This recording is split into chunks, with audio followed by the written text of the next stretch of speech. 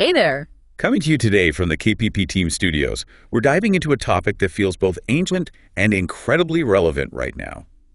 Long-term food storage. Yeah, it really does span the ages, doesn't it? We're talking about the foods that truly last, how to make building a survival pantry affordable, and navigating the line between basic sustenance and, well, maintaining morale. Absolutely.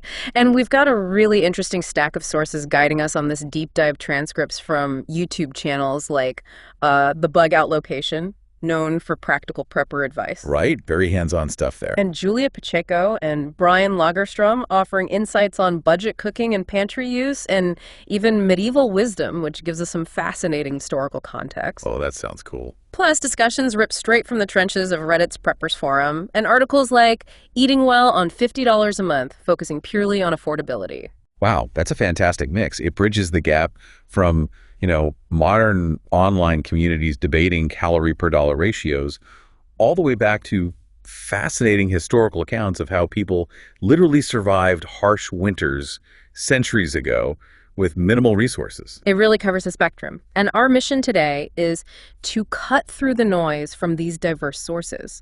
We want to identify the absolute essential foods for long-term storage. The real must-haves. Exactly. And unpack the science why they last so long, understand the practicalities of storing them correctly, and perhaps most importantly, figure out how to build this critical resource on a tight budget. Yeah, the budget part is key for most people. For sure. While still considering nutrition, palatability, and, keeping spirits up, that's important too. Definitely. So if you've ever looked at the grocery store shelves and just wondered, what if, or been curious about the ingenious ways our ancestors provisioned themselves, you're definitely in the right place. This should give you a real shortcut to being well informed on what food security looks like over the long haul. Okay, let's unpack this. Let's kick things off with some items you probably have in your kitchen right now, but might not realize are absolute champions of longevity. Yeah, some real surprising basics. Our sources, particularly the Bug Out Location, refer to these as endurance champs that can last indefinitely. We're talking salt, sugar, and honey. Indefinitely. It's kind of amazing. What's truly fascinating here is the underlying science that grants them this near-immortal shelf life. It's not just luck. There are fundamental biological and chemical principles at work. So it's not magic, it's science. Exactly. Let's start with salt. It's a simple mineral, right? Sodium chloride. Its use as a preservative dates back thousands of years, way before we understood microbiology. Why people just knew it worked. They did. The primary mechanism is dehydration or osmosis. When you use salt heavily, like for curing meat, it physically draws moisture out of the food itself. Okay, pulls the water out. But more critically, for just storing the salt itself long-term or for preserving other things, it pulls water out of any bacteria, yeasts, or molds that might land on it. Ah, so it kills the microbes directly. Well, it makes it impossible for them to live. Microorganisms, like us, need available water to survive and reproduce. By reducing the water activity, which is basically the amount of available water, not just total water content, salt creates this incredibly hostile, dry environment where these spoilage agents just cannot grow. So it's like creating a tiny desert where nothing can survive without water. Simple, effective, and obviously time-tested. Precisely. And the sources note that even modern table salt, the refined stuff with anti-caking agents, maybe iodine added, it's extremely stable. Even with the additives. Yeah. As long as you store it correctly, cool, dry place, and ideally in airtight containers like those Mylar bags they mention, mainly to stop it clumping from humidity, it retains its preserving power and stays safe indefinitely. Okay, so airtight storage is mainly for texture, not safety for salt. Good to know. What about sugar? It seems similar but different. Right, similar result, different mechanism, though it still involves water activity. Sugar is highly hygroscopic. Hygroscopic, meaning? Meaning it loves water. It readily absorbs moisture from the air. You know how sugar gets clumpy or hard if you leave it open? Oh, yeah, like a brick sometimes. That's it, pulling in moisture. But here's the key for preservation. In a concentrated form, like granulated sugar, even if there is some water present that it's absorbed, the sugar molecules bind really tightly to those water molecules. Hog the water. Kind of. They make that water unavailable for microorganisms to use. So again, it dramatically lowers the water activity. Think about jams or jellies are full of sugar, right? Yeah, tons of it. That high sugar concentration is what stops the fruit from spoiling quickly by lowering the available water. Okay, so it locks up the water. Exactly. Yeah. And the source is clear. While sugar might change texture, get hard, It doesn't chemically spoil or become unsafe. The quality, maybe some subtle flavors, might change slightly over decades, but it's still fundamentally safe sugar. Properly stored, airtight, protected from excess moisture, it can last indefinitely too. Amazing. It's like the sugar holds onto the water, so selfishly nothing else can get a sip. That's a good way to put it. And then there's honey, which is just a natural marvel of preservation. Yeah, I've heard stories about honey found in tombs. It's true. Archaeologists have found edible honey thousands of years old. It's a supersaturated solution of sugars, mostly fructose and glucose, that bees create by concentrating nectar. This process leaves it with naturally very low water content, usually below 18%. So low water again, like sugar. Right, same principle, very low water activity, extremely inhospitable to bacteria and molds. But honey has backup systems. Oh, more tricks up its sleeve. It does. It's also naturally acidic with a low pH, usually between 3.2 and 4.5.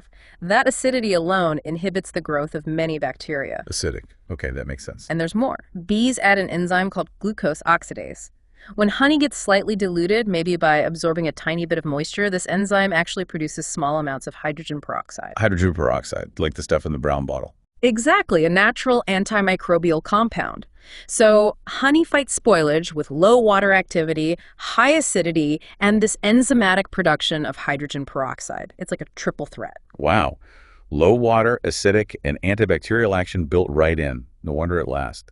Adding salt, sugar, and honey to your long-term store seems like a total no-brainer then. They really are essential building blocks. Minimal effort, just keep them dry and sealed for that incredible indefinite shelf life. All right, shifting gears from the indefinite keepers to the calorie powerhouses. These form the absolute base of survival food, right? Yeah, the bulk energy. Our sources, from the prepper forums to articles on cheap eating, repeatedly highlight white rice, dried beans, especially pinto and lentils and pasta, as non-negotiables. Core staples. The preppers' discussion is pretty blunt, calling rice and beans the cheapest source of survival calories you can possibly find. And they're not wrong. These provide the bulk energy needed for survival, and their storage life, while not quite indefinite like salt, is remarkably long when you store them correctly. So how long are we talking? Let's look at white rice first. Studies, and the sources referencing them, talk about a 30-year shelf life. 30 years for rice. Yep, up to 30 years or even longer if stored under optimal conditions. That means airtight containers, crucially with oxygen absorbers inside, and kept at a cool, stable temperature, room temp, or cooler is fine. Under those conditions, it retains its nutritional value, calories, and tastes remarkably well. Okay, oxygen absorbers. That sounds important. Why white rice specifically, though? Isn't brown rice healthier? It usually is in a normal diet, yeah. Okay. But the key distinction highlighted everywhere is for long-term storage. Brown rice retains the bran and germ layers. The nutritious bits. Right, but those layers contain natural oils, mostly unsaturated fats. Over time, exposure to oxygen, light, and heat causes these oils to oxidize. Basically, they go rancid. Rancid. Not good. Not good at all. There. Develops off flavors, loses nutrients. Brown rice typically only lasts a few years because of those oils. White rice has had the bran and germ removed during milling. So the very thing making brown rice more nutritious day to day, those fats, makes it unstable long term. The processing actually helps longevity here. Exactly. It seems counterintuitive, but for a 30-year shelf life, white rice is king because it lacks those unstable oils. You just have to plan to get fats and some B vitamins elsewhere in your storage. Makes sense. What about dried beans? Another cornerstone. Definitely. Pinto beans, black beans, lentils, they're nutritional powerhouses. Complex carbs, significant protein, fiber, minerals. The Prepples folks suggest they can still be considered edible even after 30 years in proper storage. 30 years for beans, too. Yeah, though there's a consensus that the quality, especially texture, will degrade. They tend to get much harder and need way longer cooking times as they age. Okay. So edible, but maybe not ideal after that long. Pretty much. And proper storage is identical to rice. Keep them super dry, seal them in airtight containers again. Mylar bags inside food-grade buckets is the gold standard they talk about, and use oxygen absorbers. Oxygen absorbers again. Are they mainly for preventing bugs? That's a big part of it for beans, yeah. Prevents insect infestations like weevils hatching.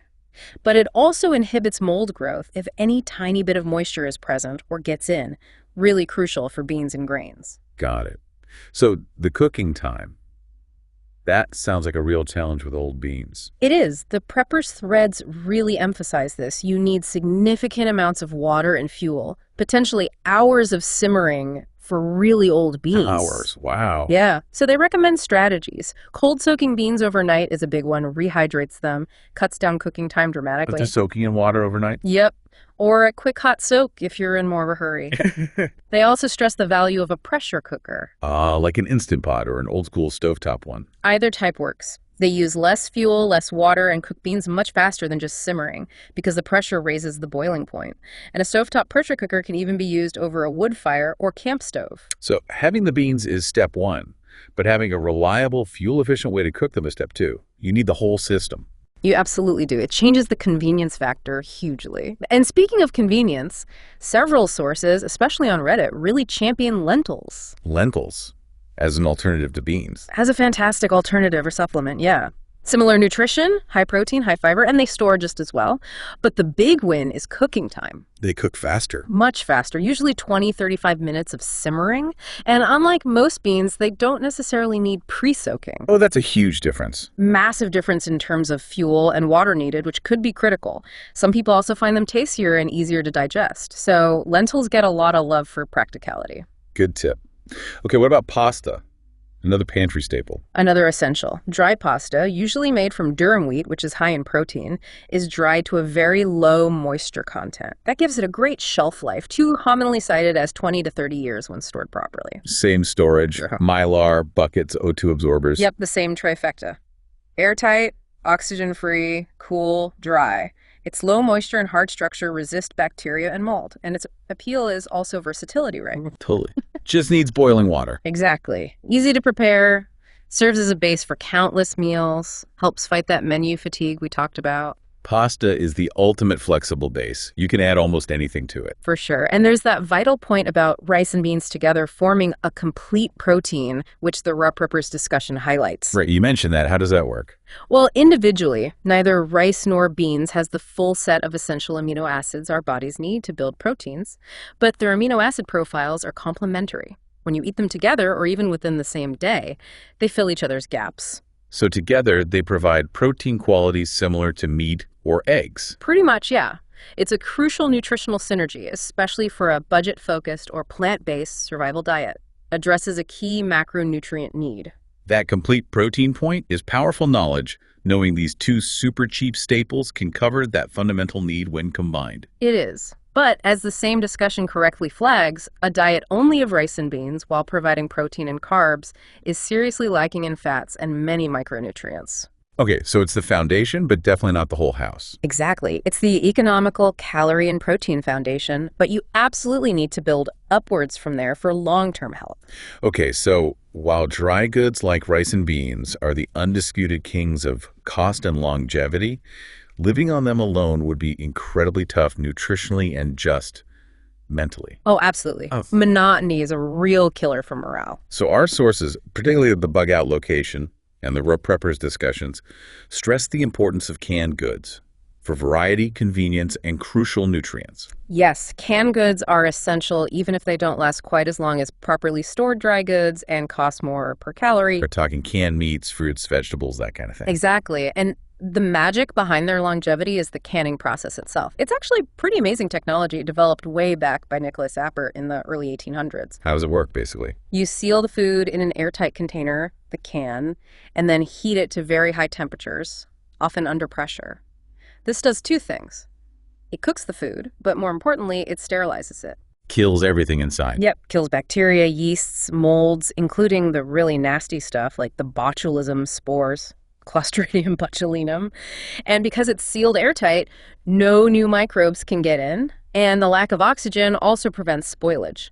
Okay, so sealed and sterilized. That makes sense. What about expiration dates on cans? Ah, the big question. The sources widely agree canned foods are safe to eat far beyond what the manufacturer's stated expiration date or best by date is. Really? So those dates don't mean unsafe after this point? Generally, no. Those dates are primarily indicators of peak quality best flavor, texture, maybe optimal vitamin content. They're not typically safety deadlines. So how do you know if an old can is safe? The critical factor isn't the date, it's the integrity of the can itself. You need to inspect it carefully. Look for severe dents, especially on the seams or rim. Check for any bulging or swelling. That's a huge red flag. Means gas is being produced inside, likely from bacterial growth. Bulging equals bad. Got it. Definitely bad. Also check for rust, especially if it's deep or pitting or any signs of leakage.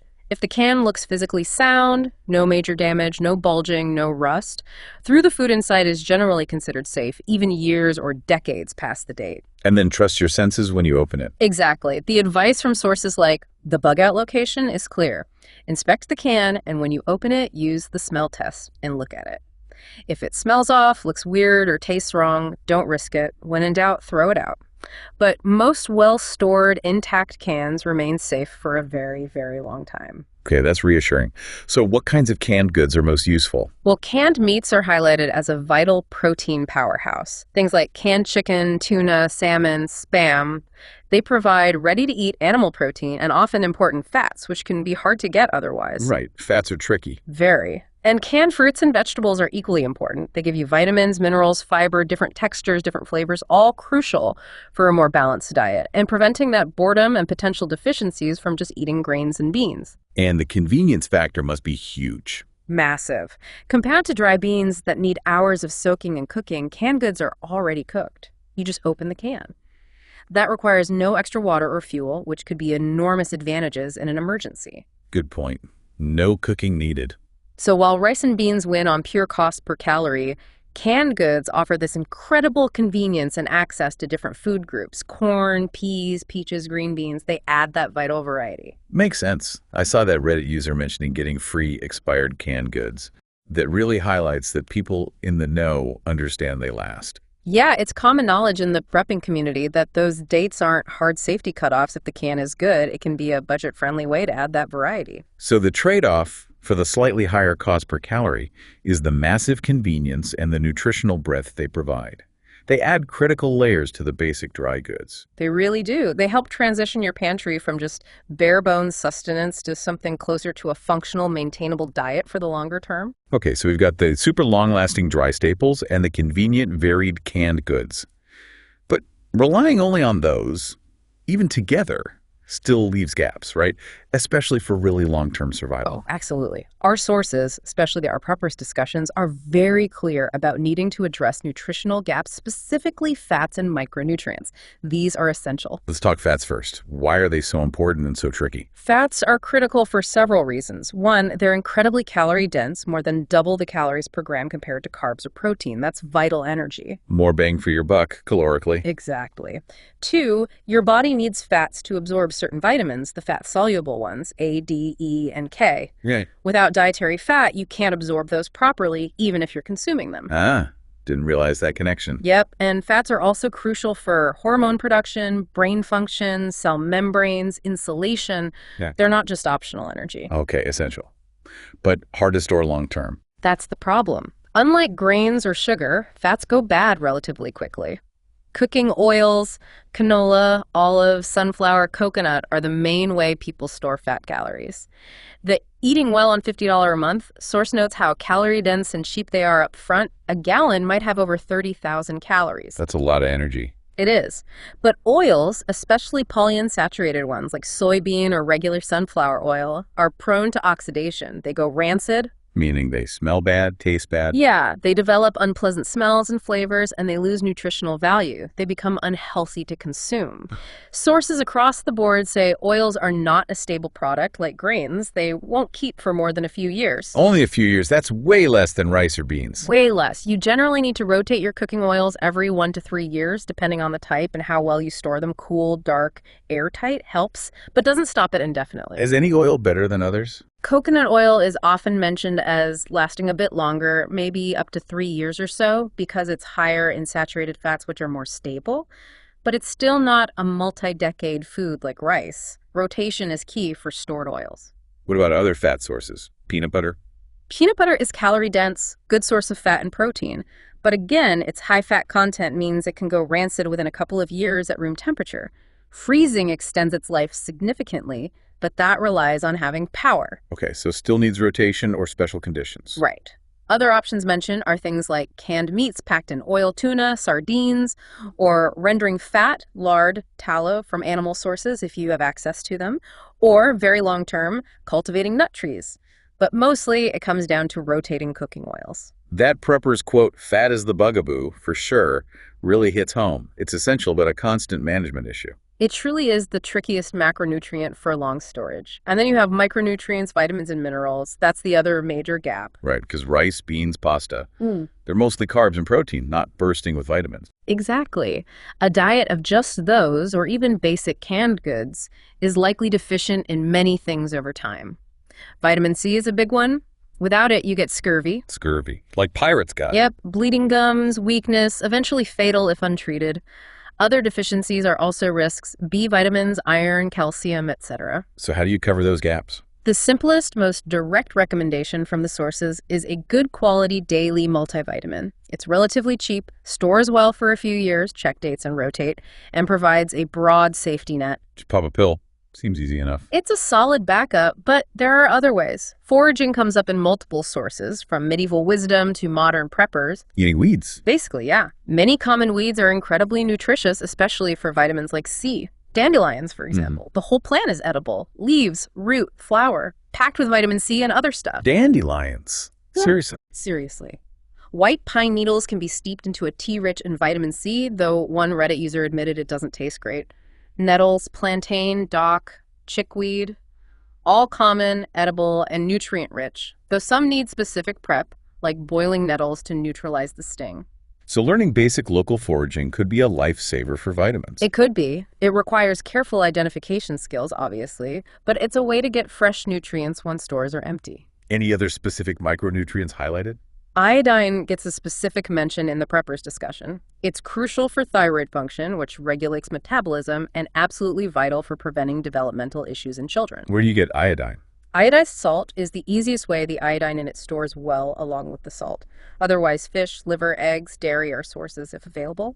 One person joked about licking a salt lamp, but let's stick to iodized table salt. Okay, good plan. So building a resilient food supply isn't just stacking calories, it's a whole system. Calories, protein, fats with rotation, and micronutrients, supplements, or foraging knowledge. It's the difference between just existing and actually having the physical and mental energy to cope with whatever situation you're facing. Nutrition underpins everything. Absolutely. And beyond the pure biology of nutrition, survival is also deeply psychological, isn't it? Hugely. Morale is critical. Our sources repeatedly touch on the importance of taste, variety, and just making food appealing to combat the sheer monotony of eating the same few things day after day. Yeah, that monotony can be soul-crushing. There's that incredibly stark, maybe slightly crude, but very real comment from the preppers discussion. Spices will no fucking shit be one of your biggest trade assets after year one. Wow. That's blunt. But think about it. A little chili powder, garlic powder, cumin, oregano. They cost pennies to store, take up almost no space, last for years, and can completely transform a bland pot of rice and beans into something that feels like an actual meal. Instead of just fuel. Exactly. Salt and black pepper are called out as the absolute minimum essentials, but having even a small, diverse stash of spices can make a world of difference to your daily quality of life and willingness to keep going. It's a huge morale booster for very little investment. Totally. And variety in texture and form is just as important. Preventing menu fatigue is crucial for mental well-being in stressful times. So not just rice and beans every single day. Hopefully not. This is why having canned goods helps, having different grains like oats or barley, maybe some flour to make flatbreads or tortillas, knowing different ways to prepare the basics, make a chili one day, a simple stew the next, just beans and rice another day, breaks the routine. I saw sources mentioning using the liquid from canned beans to cook rice for flavor. Little tricks like that. Yeah, or crisping up tortillas made from flour and water, adding spices liberally. Channels like Julia Pacheco or Brian Lagerstrom often show creative ways to use basic pantry staples, making them interesting. It's finding those small ways to make life feel a bit more normal and enjoyable, even when things are tough. Flavor is a powerful tool. It really is. And tied into that is the practicality of cooking these bulk dry goods. We touched on it with beans, but it applies to rice too. Right, they need cooking, which means resources. Significant resources. Dried beans and rice, especially older ones, need considerable cooking time. That means you need a reliable source of both water and fuel. You can't just microwave them if the power's out. So What are the options discussed for cooking off-grid? Several come up. Small butane or propane camp stoves are convenient, but finite. They rely on fuel canisters you have to stockpile. Okay, convenient but limited. Solar cookers are fuel-free, which is great, but they need direct sunlight and can take a long time to cook things thoroughly. Weather dependent. Very. Pressure cookers, as we mentioned, are highly praised for efficiency. They save significant fuel and water because they cook so much faster. A stovetop model is versatile, works on a propane burner, a wood stove, even a well-managed campfire. Pressure cooker seems like a smart investment then. Highly recommended by many. Haybox cookers, or retained heat cookers, are another fuel-saving method mentioned. Hay box. How does that work? You bring your pot of food, like beans or rice, to a rolling boil on whatever heat source you have. Boil it for maybe 5-15 minutes. Then quickly transfer the covered pot into a super insulated box traditionally packed with hay, but blankets or styrofoam work too. The retained heat continues to cook the food slowly over several hours without any more fuel. Wow, like a non-electric slow cooker. Exactly. Very fuel efficient, just takes planning. And of course, the most basic is cooking directly in a pot over an open wood fire, which requires skill to manage the heat and uses more fuel, but it's the fallback. Lots of options, but all require planning and resources beyond just the food. Definitely. And basic prep steps are important too. Rinsing rice and lentils removes excess starch and any dust. Sorting dry beans by hand before soaking is crucial to remove little stones or bad beans. And soaking beans, as we said, cold or hot, really helps with cooking time and digestion. This whole section really drives home that preparedness is a system. It's not just a pile of food. You need the gear, the fuel, the water, the skills, and the knowledge to turn those raw ingredients into safe, edible, and ideally somewhat palatable meals. The food is the foundation, absolutely. But the skills, tools, knowledge, and resources to prepare it are equally critical parts of that foundation. You need the whole package. Absolutely. Now, our deep dive isn't just about modern prepping. We've got these fascinating insights from history, too, especially the medieval era, from sources like medieval wisdom. Yeah, looking back can be really illuminating. The source describes survival skills from that time as being so alien to us that we've literally forgotten they exist. Forgotten skills. That sounds intriguing. These weren't hobbies or party tricks. They were absolute necessities when, as the source says, every winter could be your last. Survival was just life. So what kind of skills are we talking about? One really striking example is bark bread. Bark bread, made from tree bark. Literally. During severe famines or brutal winters when grain ran out, families would harvest the inner bark, the cambium layer of certain trees like pine, spruce, or birch. The layer under the main bark. Exactly. It's relatively rich in starches and some nutrients. They dry it, then painstakingly grind it into a flour.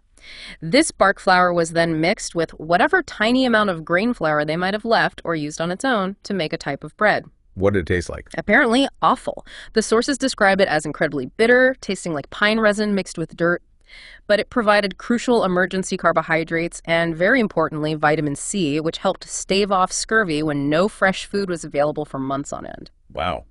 Eating tree bark just to get calories and vitamin C. That really puts our modern concerns into perspective. Doesn't it? It underscores the ingenuity and sheer desperation involved and highlights how much practical botanical knowledge was just common sense back then, knowing which trees were safe, which parts to use, when to harvest. Getting it wrong could be fatal. That level of ingrained environmental knowledge is almost entirely lost for most people today. Almost entirely. It also reinforces that survival food isn't always about taste. It's about function. Bark bread served its purpose. What other historical methods did they use? The medieval wisdom source also talks about broader wilderness food procurement. People routinely fed their families from local forests and streams, not just by hunting big game, but through clever passive methods too. Passive methods. Like fishing weirs. These were essentially traps built in rivers using woven branches and stakes to create funnels or enclosures. They'd guide fish into a catching area naturally with the current. So the river does the work. Pretty much. They could catch dozens of fish overnight with minimal effort beyond building the weir and checking it. It shows an incredible understanding of river dynamics and fish behavior using only readily available natural materials. Things like fish hooks were also made from bone, thorns, or carved wood. Ingenious, using nature's patterns. Exactly. And their foraging knowledge was vast, far beyond just knowing a few berries. They likely knew hundreds of edible plants, roots, leaves, Seeds, nuts, understanding the seasons, nutritional value, and crucially, preparation methods for potentially toxic ones. Like acorns, I've heard those are poisonous raw. Right. They contain high levels of tannins, which are bitter and interfere with digestion. But medieval and indigenous people knew how to leach acorns, soaking them repeatedly in water to remove the tannins before grinding them into a usable, nutritious flour. This deep knowledge was passed down orally, generation to generation. These historical examples are amazing. They're not just quaint stories. They show a level of resilience and practical skill that makes modern prepping seem, well, comparatively straightforward in some ways. It really highlights the importance of adaptability, deep local knowledge, and using absolutely everything the environment offered. It also connects to another historical example from the Townsend source about Scottish survival food. Scotland, what was key there? In a land maybe less suited for wheat, barley and rolled oats were critical staples. Barley, in particular, was prized for soups. Why barley in soup? Because when you boil barley, it releases starches that thicken the broth incredibly well, turning it almost into a jelly. This made the soup very substantial, filling, and calorically dense from a small amount of grain. Simple barley broth was a fundamental survival dish. Maximizing the filling power. Exactly. The source notes how later, in wealthier times, recipes for things like Scots barley broth became more elaborate, sometimes even discarding the meat after it had flavored the broth, a total departure from its frugal, make every calorie count survival origins. That's fascinating. It shows how abundance changes our relationship with food and preparation. We forget the efficient survival techniques. We do. History offers these invaluable lessons in both the what to eat and the how to prepare it efficiently when resources are scarce. Utility often trumped everything else. Okay, let's bring it back to the present day and connect this all to a major theme in our sources: the budget. How affordable is it, realistically, to build a decent long-term food store? This is where the prepper's calculations get really interesting. They provide some hard numbers based on buying the absolute cheapest calories, bulk white rice, and dried pinto beans from a place like Walmart. Okay, the rock bottom basics. What's the cost? They figured out that a serving of each, providing about 260 calories combined, cost roughly 13 cents. 13 cents for 260 calories. That's incredibly cheap. It really is. So, if you scale that up for an adult needing, say, 2,600 calories a day purely from this rice and bean base, the daily food cost is just $1.30. $1.30 a day. Yep. Over a full year, that's only about $475 for one person's basic caloric needs. The source explicitly contrasts this with MREs, meals ready to eat, which can cost $8, $10, $15 per meal. A year's supply of those would be thousands and thousands of dollars more. Wow. That $475 number for a year of calories is a powerful argument for why rice and beans are the foundation of budget prepping. It absolutely demonstrates the why. It makes serious long-term calorie storage accessible. However, There's always a however. always, that $475 is just the raw food cost, assuming you could just pile it in bags in a closet, which won't work for 30 years. For true long-term storage, protecting it from pests, moisture, oxygen, you need proper packaging. Right, the Mylar bags, the buckets, the oxygen absorbers we talked about. How much does that add? The prepper's calculation estimates those storage materials add about $12 per 5-gallon bucket's worth of food. Okay, so $12 per bucket. How does that impact the yearly cost? Well, storing a year's supply of rice and beans for one person takes quite a few buckets. When you factor that in, the total yearly cost, including proper storage, might increase to around $650. So from $475 to $650, that's still pretty cheap for a year's worth of secure food, isn't it? It's still significantly cheaper than the commercial alternatives, yes. That extra cost is the investment in actually preserving the cheap food you bought, making sure it's still edible decades later. It's essential cost. Okay, so even with proper storage, the basic rice and bean strategy remains incredibly cost-effective. But as we established, nobody wants to live only on that. Right. And you probably can't long-term for health reasons. So the cost inevitably goes up as you add the necessary variety, fats, and micronutrients. But the foundation is cheap. How did the other sources tackle budget building with more variety, like the $50 a month one? That source offers a different angle, building a more varied but still very budget-conscious pantry and diet over time. It's less about a massive one-time bulk buy and more about consistent, smart shopping. Okay, what's their strategy? It starts with basics, sure, but then focuses on strategically adding items when they're cheap. Things like cooking oil, yes, it needs rotation, but that $8 gallon has tons of needed fat calories. Spices, a small assortment, costs under $10 and lasts ages, adding huge value. Multivitamins for that nutrient safety net. So adding layers beyond the absolute basics. Exactly. And adding other affordable staples like flour, oats, maybe powdered milk. The $50 a month source talks specifically about incorporating things like frozen vegetables, buy them on sale, cheese, buy blocks, shred and freeze it yourself cheaper than pre-shredded, ground beef, buy in bulk when discounted, portion it out, freeze it. So using sales cycles in a freezer to build variety. Precisely. Their whole strategy emphasizes smart shopping habits. Buying in bulk where it makes sense, like the rice and beans, but always watching the unit price the cost per ounce or pound on everything. Shopping the sales flyers religiously. Using coupons or store discounts. Checking out local markets for produce deals if that's an option. It sounds like a very practical, ongoing approach rather than just one big prepping push. It is, and the overall strategy that emerges when you combine these sources seems really practical for anyone on a budget. Step 1. Build your core calorie base with the cheapest, longest-lasting staples. Rice, beans, maybe pasta, oats, flour, and invest in the proper long-term storage for those. Get the foundation secure. Right. Then, step 2.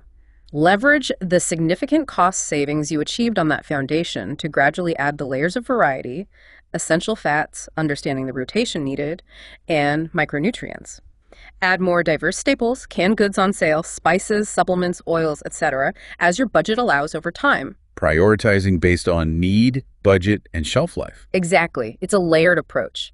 Start with the most affordable, most stable calories, then expand outwards to create a more complete, sustainable, and frankly more livable food supply. It makes the daunting task of building a year-plus food store feel much more achievable for regular people. So what does this all mean? We've covered a lot of ground here. We've taken a real deep dive, haven't we? We really have. From the surprising science behind why salt lasts forever, to crunching the numbers on survival calories, exploring the critical needs beyond just calories, fats, vitamins, morale, and even looking back at how our ancestors managed with bark bread and fishing wares. It's all aimed at understanding how to feed ourselves reliably and affordably when the usual systems might not be there. And we've seen pretty clearly that foundational staples like salt, sugar, honey, white rice, dried beans, with that special mention for efficient lentils and pasta, offer truly remarkable longevity. Decades, if stored right, they form the absolute backbone of a serious long-term food supply. But we've also learned that while that basic rice and beans diet is the undisputed champion of cheap calories and even provides complete protein, real long-term survival and well-being demand more. Much more. You need those essential fats, which are tricky to store and need rotation. You need vital vitamins and minerals, whether from supplements or maybe even foraging knowledge. And you need that psychological boost, that morale that comes from variety, flavor from spices, and just being able to prepare food in different ways, even with limited resources. Yeah, the practicality can't be overstated. Having the water, the fuel, the right tools, like maybe a pressure cooker, and the knowledge of how to prepare these bulk foods efficiently, it's just as vital as having the food sitting there in buckets. Absolutely.